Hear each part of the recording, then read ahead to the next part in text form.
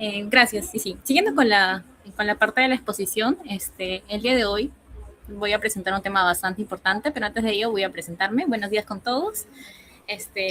Mi nombre es Giselle Torres López, soy ingeniera ambiental de la Oficina de Epidemiología y Salud Ambiental. Bueno, como les comentaba, el tema de hoy es un tema bastante importante, el cual también está relacionado al tema del fenómeno del niño, el cual es el control de la calidad del agua y el manejo de excretas. Bueno, este tema es bastante importante y fundamental, como comentaba la doctora al iniciar la capacitación durante el fenómeno del niño, ¿no? Porque las lluvias intensas, las inundaciones pueden afectar la infraestructura sanitaria, ¿no? Ocasionando interrupciones en el abastecimiento de agua potable, contaminación de las redes de distribución y, bueno, sobrecarga en el sistema de alcantarillado, ¿no? Es por ello que la calidad del agua o el control de la calidad del agua es un ítem bastante importante porque el agua es indispensable pues, para la atención de los pacientes, los procedimientos médicos, preparación de alimentos, ¿no? Si la calidad del agua se ve comprometida por el tema del fenómeno del niño, pues va a aumentar también el riesgo de enfermedades, como mencionaba la doctora. Y bueno, en el caso del manejo de excretas, pues también puede provocar, como les comentaba, el tema de un colapso o rebalse en el sistema de alcantarillado, ¿no? Igualmente, también un manejo inadecuado de estas aguas residuales puede incrementar el riesgo de exposición a microorganismos patógenos, ¿no? Por eso es fundamental asegurar el correcto funcionamiento, ¿no? E inspeccionar también las redes de aquí del hospital para evitar pues una exposición al personal de salud, los pacientes, ¿no? Y otros usuarios que visiten el establecimiento. Es así que vamos a comenzar con el primer ítem. ¿Por qué es importante el agua en un hospital o en el ámbito hospitalario, ¿no? Bueno, el agua es uno de los recursos más importantes en un hospital, ya que está presente en básicamente la mayoría de actividades que se realizan, ¿no? En las actividades asistenciales, de apoyo, ¿no? Y su disponibilidad, pues básicamente, y calidad también, influye directamente en la seguridad del paciente, del personal de salud y también los usuarios que laboran dentro de la institución. Bueno, como podemos observar en las imágenes, ¿no? El agua se utiliza para la higiene de manos, el cual es una medida que nos ayuda a prevenir, pues, ¿no? Algún tipo de enfermedad o infecciones asociadas a la atención de salud. Eh, por ejemplo, si el agua estuviera contaminada, incluso, pues, una acción como el lavarse las manos podría representar o convertirse en un riesgo, ¿no? Otra acción también donde se utiliza el agua es la limpieza de los ambientes, ¿no? La limpieza y desinfección de los ambientes hospitalarios, donde se incluye la limpieza y desinfección de los pisos, paredes, ¿no? O las superficies de contacto frecuente, ¿no? En el cual nos ayuda a disminuir la presencia de microorganismos y evitar la contaminación cruzada. También el agua se utiliza en el área de alimentación, ¿no? El agua es indispensable para preparar los alimentos de los pacientes, lavar las frutas, verduras, la limpieza de los utensilios, mantener la higiene también en las cocinas, los lactarios que están dentro del hospital. Y pues si el agua no fuera segura, podría causar algún tipo de enfermedad gastrointestinal. Asimismo, también el agua es usada para el lavado de instrumental médico, porque esta participa en procesos críticos, ¿no? Durante el lavado del instrumental antes de la esterilización. También en la atención directa del paciente, el agua se utiliza para la higiene del paciente, el baño en cama, la limpieza o curaciones u otros procedimientos que se puedan realizar. Es así que, como podemos observar, prácticamente todo el funcionamiento del hospital depende de contar con una agua segura y de buena calidad. Por eso es importante el control de ella. Bueno, aquí en el contexto peruano tenemos diferentes normativas que hacen referencia a lo que es la regulación de la calidad del agua y también nos establecen cómo deben ser vigiladas, ¿no? Bueno, como ya se ha mencionado en las láminas anteriores, bueno, el agua es un recurso importante dentro del hospital, ¿no? Es por ello que hay normas sectoriales que regulan, como les mencionaba, el tema de la vigilancia y la calidad, ¿no? Tenemos a lo que es el Decreto Supremo 031-2010, el cual es el reglamento de la calidad del agua para consumo humano, en donde nos define límites máximos permisibles con respecto a lo que son parámetros microbiológicos, físicos, químicos y organolécticos también. Tenemos el tema de la Directiva Sanitaria 132, MINSA 2021, DIGESA, el cual es básicamente nos menciona la vigilancia sanitaria en las instituciones prestadoras, ¿no? Relacionadas al ámbito hospitalario, donde nos orienta básicamente sobre la vigilancia de la calidad del agua en los establecimientos de salud. También tenemos la otra norma técnica de salud relacionada al ámbito de residuos o manejo de excretas, ¿no? El tema de la norma técnica de salud 144 MINSA 2018, en la cual se establecen los criterios para el tema de los residuos que se producen en el ámbito hospitalario. Y bueno, tenemos nuestro plan de vigilancia y control de la calidad del agua para consumo humano, ¿no? Del Hospital Cayetano Heredia, aprobado con resolución directorial número 104/2016. Siguiendo con el ítem, continuamos con qué es el control de la calidad del agua o a qué nos hace referencia este tipo de significado, ¿no? Cuando hablamos del control de la calidad del agua, hacemos referencia al conjunto de actividades que nos van a permitir verificar si el agua cumple con las condiciones necesarias para ser utilizada de forma segura dentro del establecimiento de salud. Básicamente, este control consiste pues, en realizar diferentes evaluaciones, ya sean físico-químicas, microbiológicas, para detectar oportunamente cualquier alteración que pueda haber, ¿no? Y que pueda representar algún tipo de riesgo para la salud. Entre el caso de lo que es evaluaciones físicas, encontramos al barómetro de turbiedad, ¿no? En el caso de las evaluaciones químicas, se van a analizar parámetros como el pH, la temperatura, el cloro residual, la conductividad, ¿no? Mientras que en las evaluaciones microbiológicas básicamente se busca detectar la presencia de bacterias o microorganismos. Es importante mencionar que pues el control de la calidad del agua no se realiza únicamente cuando ocurre un problema, ¿no? Como tal, sino que se trata de un proceso continuo y permanente que nos va a permitir garantizar que el agua que se utiliza dentro de las áreas del hospital se mantenga en las condiciones sanitarias, ¿no? Y que puedan ser utilizadas de forma segura. Gracias a este control que se realiza de manera permanente, va a ser posible evitar brotes, enfermedades, ¿no? Y proteger también a los pacientes, desarrollando todas esas condiciones en un ámbito seguro, ¿no? En el caso del cloro residual tenemos un equipo específico, ¿no? El cual es el clorímetro, el cual nos va a ayudar a detectar aquellas mediciones, ¿no? Con respecto al cloro residual. En el caso de la temperatura, conductividad, pH, tenemos el equipo multiparámetro que nos ayuda a poder detectar los valores, ¿no? Que se obtienen dentro de las mediciones que se hacen en los diferentes reservorios o incluso grifos, puntos terminales del hospital. Y bueno, en el caso de la turbiedad, este parámetro es evaluado mediante el equipo turbidímetro, como podemos observar en la imagen, ¿no? El cual también nos da los valores obtenidos después de haber realizado el muestreo.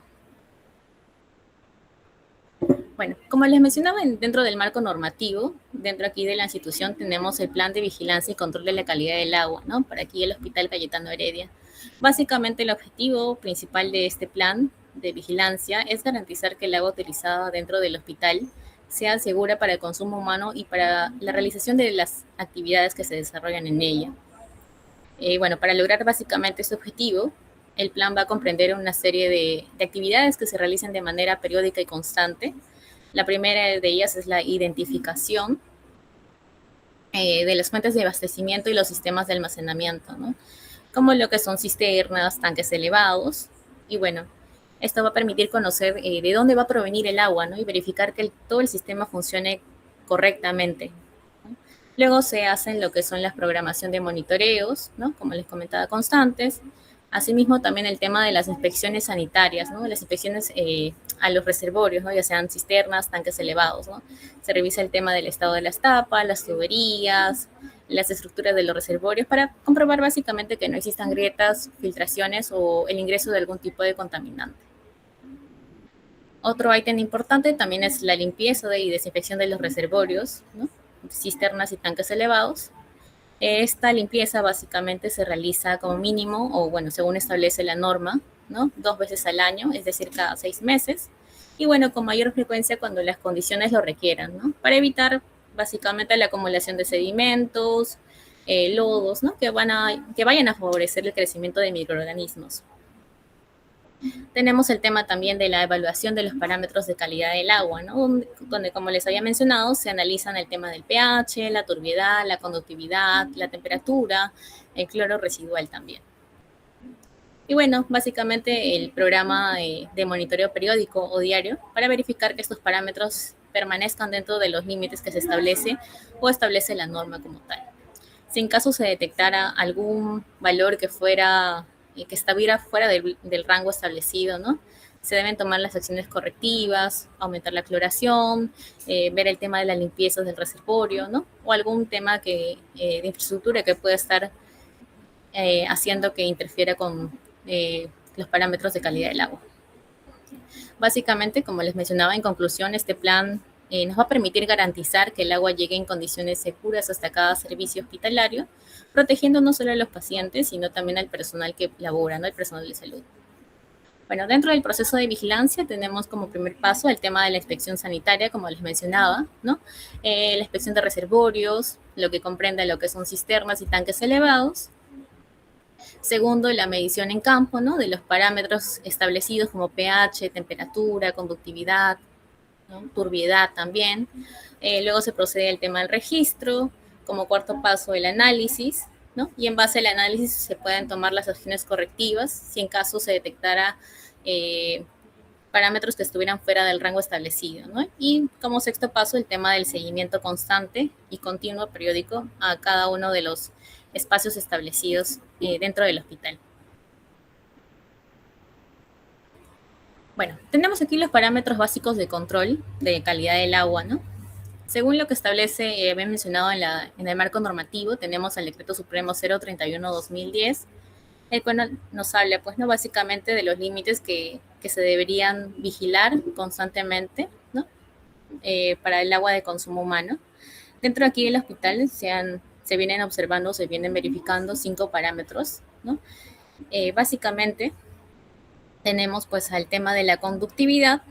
Este parámetro nos ayuda a medir la capacidad que tiene el agua para conducir la electricidad, por así decirlo, y esto va a depender de la cantidad de sales, minerales o iones disueltos que pueda contener el agua, ¿no? En otras palabras, podríamos decir que cuanto mayor sea la cantidad de minerales disueltos, mayor va a ser la conductividad. Dentro del decreto supremo que les menciono, el 031-2010, nos establece el valor máximo permitido para la conductividad, el cual es de 1500 microsiemens por centímetro, ¿no? ¿Y por qué es importante este parámetro, ¿no? ¿Por qué es importante controlarlo? Porque si la conductividad es muy elevada, puede indicar un exceso de sales disueltas, ¿no? Lo que puede favorecer a la corrosión de las tuberías, alterar incluso las características organolépticas del agua, ¿no? Como el sabor, entre otros. Y asimismo también puede afectar el tema del funcionamiento, ¿no? O la vida útil de la red de distribución dentro del hospital. Otro parámetro que tenemos, e importante también, es el pH. El pH nos va a indicar si el agua es ácida, neutra o alcalina, ¿no? Dentro de esa normativa, nos menciona que el rango óptimo considerado adecuado es entre 6.5 a 8.5. ¿Y por qué es tan importante mantener este rango? ¿No? Porque básicamente el pH va a influir directamente en la eficacia del cloro utilizado para desinfectar el agua. Si el agua es demasiado ácida o demasiado alcalina, el cloro va a perder la capacidad para eliminar microorganismos. Asimismo, también el pH que se encuentre fuera de rango puede favorecer a la corrosión de las tuberías metálicas del hospital. Otro parámetro también fundamental es la turbiedad, la cual nos va a ayudar a medir la cantidad de partículas suspendidas que están presentes en el agua, ¿no? Como sedimentos, materia orgánica, ¿no? Dentro del límite máximo permitido es de 5 unidades nefelométricas de turbidez, conocidas como UNT por sus siglas, ¿no? Bueno, muchas personas creen que a veces la turbiedad solo va a afectar el aspecto del agua, ¿no? Qué tan turbia puede estar, pero en realidad tiene una importancia relevante en lo que es el tema sanitario, ¿no? Cuando presenta mucha turbiedad, básicamente estas partículas van a ayudar a proteger a las bacterias o microorganismos, ¿no? De la acción del cloro que pueda tener. Y bueno, el otro parámetro también importante, el que también se viene evaluando de manera periódica, es el cloro residual libre. Este parámetro es considerado uno de los más importantes porque nos va a ayudar a garantizar que el agua permanezca desinfectado desde el reservorio hasta el punto donde va a ser utilizado, ¿no? En las griferías de los ambientes en donde se tiene. Y bueno, la norma nos establece que al menos el 90% de las muestras deben presentar una concentración igual o mayor a 0.5 miligramos por litro Y bueno, estas no deben encontrarse por debajo de los 0,3 miligramos por litro. Mantener una adecuada o un adecuado nivel de cloro residual nos va a permitir evitar el crecimiento de bacterias durante la distribución del agua dentro del hospital, ¿no? Y asimismo también ayudar a disminuir el riesgo de contaminación que se observe dentro de la red como tal. Ahora que conocemos el tema de los parámetros de calidad del agua, debemos ver cuál es el tema del sistema de abastecimiento y cuáles son los puntos críticos de mayor riesgo dentro de aquí del hospital. Bueno, dentro del sistema de abastecimiento, aunque el agua salga en buenas condiciones de la empresa prestadora del servicio de agua, ¿no? En este caso Sedapal, todavía puede contaminarse durante su almacenamiento y, bueno, la distribución del hospital, ¿no? Bueno, como les comentaba, llega pues, ¿no? de la red pública y esta es, se mantiene en lo que son cisternas, ¿no? Y bueno, son impulsadas mediante bombas para llegar a los tanques elevados y pues de ahí ser distribuidas por la red interna para dar a cada uno de los servicios que tiene el hospital, ¿no? Como les comento, el primer punto crítico son las cisternas y los reservorios. ¿Por qué? Porque básicamente estos van a almacenar grandes volúmenes de agua para garantizar el abastecimiento continuo dentro del hospital, ¿no? Es por ello que es importante el tema de la limpieza y desinfección periódica, porque no realizar una adecuada limpieza, ¿no? y desinfección puede acumular sedimentos, como lo mencionaba, ¿no? Bueno, luego también están el tema de las redes internas también. ¿Por qué? Porque también es un segundo punto crítico, debido a que pues en hospitales a veces se tienen redes internas algo antiguas, ¿no? Las cuales se pueden encontrar corroídas, fisuradas, ¿no? O sectores en donde el agua puede permanecer estancada, ¿no? Y el agua estancada va a favorecer al crecimiento bacteriano y a la formación de biofilm, ¿no? Además que también las fisuras pueden permitir el ingreso de contaminantes provenientes del exterior. Y bueno, otro punto crítico también dentro de la red hospitalaria es el tema de los grifos, ¿no? Porque bueno, son considerados puntos críticos porque estos van a representar el último punto en donde pasa el agua antes de ser utilizada por el paciente o el personal que lo va a utilizar, ¿no? Si estos grifos no reciben un adecuado mantenimiento, pueden acumular microorganismos. Bueno, aquí en el hospital tenemos diversos puntos de monitoreo del agua, ¿no? Tenemos reservorios que están comprendidos por cisternas y tanques elevados, ¿no? En donde bueno, básicamente según el programa de vigilancia, las muestras deben obtenerse de los diferentes lugares y también que nos va a permitir evaluar toda la red, ¿no? Entre ellos tenemos 10 cisternas dentro del hospital, ¿no? Tenemos las cisternas que están ubicadas al costado de consultorios de oncología, que son las cisternas del lactario número 1 y 2. Tenemos la cisterna de traumatología, la cisterna de medicina física, las cisternas que se encuentran en el área de casa fuerza. También tenemos las cisternas de torre UCI, las cisternas de neumología, cisternas de nefrología.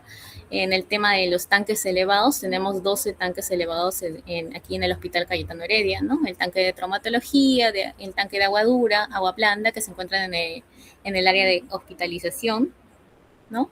El tema del tanque de hospitalización oncológica, de UCI pediatría, banco de sangre, hospitalización, nefrología, emergencia adultos, el tanque de USHMA, que es la unidad de hospitalización de salud mental, el tanque de observación de emergencia y tópico de cirugía, que ambos se encuentran en el área de emergencia.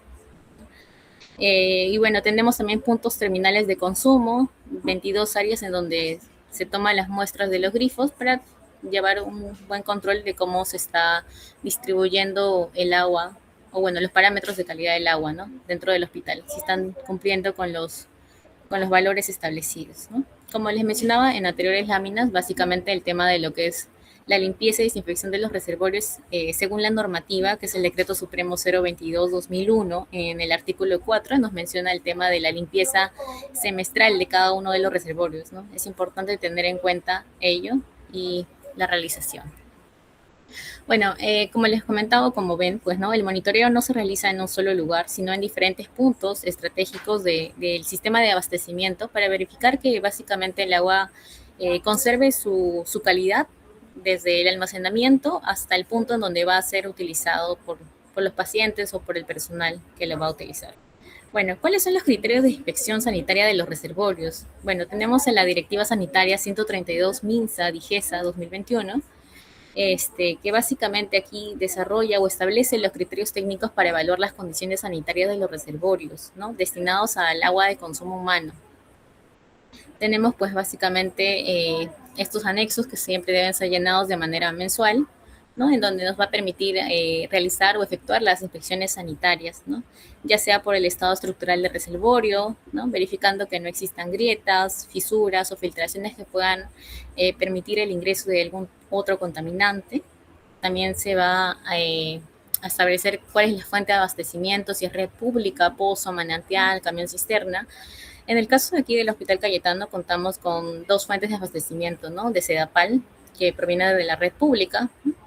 Igual también se observa o se verifica si es que existen fugas en las cajas de conexiones o si este abastecimiento por parte de Sedapal, ¿no? La red pública es constante, ¿no?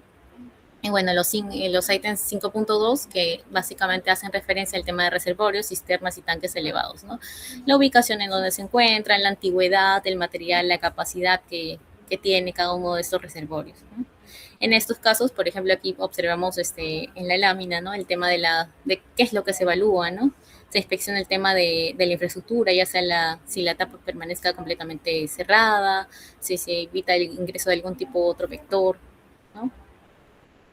Bueno, el tema también del rebose, del drenaje. Asimismo, también se verifica cómo va el tema de la limpieza y si cuenta con su certificado que sea menor a 6 meses, ¿no? Y el tema también de si es que los parámetros de calidad del agua, como es el cloro y la turbidez, se encuentran de lo establecido, ¿no? Entre 0.5 y menor a 5 NTU. Bueno, aquí está algunas gráficas con respecto a lo que es la vigilancia en el segundo trimestre de lo que va del año, de abril a mayo. Tenemos ahí todas las cisternas y tanques elevados con los que cuenta el hospital, ¿no? En donde pues se ha hecho la vigilancia constante y diaria, en donde se observa pues que cumplen con lo que es estar establecidos dentro de los parámetros adecuados de cloro, ¿no? En los servicios de la cisterna de lactario, ¿no? Traumatología, medicina física. Al lado derecho podemos ver también las fotos, ¿no? De la vigilancia de cloro que se ha hecho en el hospital, en los servicios por ejemplo, de lo que es cocina, ucineo, en las cisternas de nefrología, de torre UCI. Acá algunas imágenes con respecto a lo que es la limpieza y desinfección de los reservorios, ¿no? El cual, como les comentaba, se ejecuta antes de los 6 meses, ¿no? Según la normativa que nos establece. Vemos la limpieza y desinfección del tanque de traumatología, del tanque de agua blanda y de de las otras áreas de hospitalización también en donde se realiza. Bueno, dentro de lo que es las medidas preventivas y acciones correctivas, bueno, tenemos básicamente toda la información obtenida durante el monitoreo del agua, ¿no? La cual debe ser analizada de manera oportuna, ¿no? Para pues tomar las acciones correctivas que primero se tengan, ¿no? Primero se confirma el tema del resultado mediante un muestreo, ¿no? Se deben tener en cuenta ciertos aspectos como ello, ¿no? El tema del monitoreo rutinario, como les mencionaba, de los parámetros de calidad del agua, lo que es el cloro, residual, la turbiedad, el pH, ¿no? En los puntos claves o que se tiene establecido dentro del hospital, la limpieza y desinfección también de lo que son los reservorios, tanques y cisternas, el tema de infraestructura, redes internas, el control de la temperatura también y el mantenimiento preventivo de los grifos, a los filtros, ¿no? A los equipos que están conectados a la red para evitar este tipo de alteraciones o que los parámetros se encuentren fuera del rango establecido. En caso el resultado esté fuera del rango, ¿qué se debería hacer? Pues básicamente es, primero, confirmarse, como les comentaba, ¿no? Mediante un nuevo muestreo se toma nuevamente la muestra y se evalúa los parámetros, ¿no? Establecidos, pH, temperatura, conductividad, ¿no? Después se inspecciona la red de distribución, ¿no? O cómo se encuentra el reservorio para poder identificar el origen del problema, ¿no? Si la alteración básicamente se debe a un bajo nivel de cloro, se realiza una cloración. Y si el problema está relacionado con lo que es los reservorios o por alguna falta de limpieza, se procede a realizar esa programación, ¿no? Y bueno, si existen daños estructurales, ¿no? En las tuberías deterioradas o filtraciones, tratar de realizarse las reparaciones oportunas, correspondientes, ¿no? Y finalmente hacer un nuevo monitoreo para comprobar que todos los parámetros hayan regresado a sus valores permitidos después de haber realizado estas acciones correctivas.